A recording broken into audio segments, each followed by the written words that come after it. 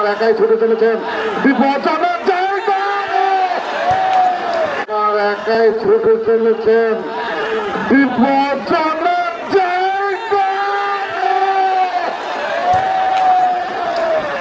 Raju Morales, Raju Morales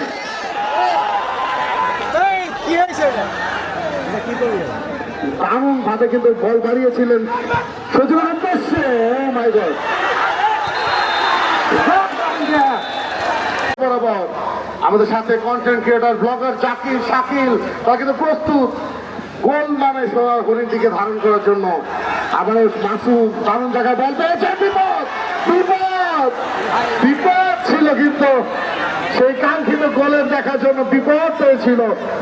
আবুজনকে ইমন ইমন দর্শকরা কিন্তু খুবই উচ্ছ্বাসিত করছেন।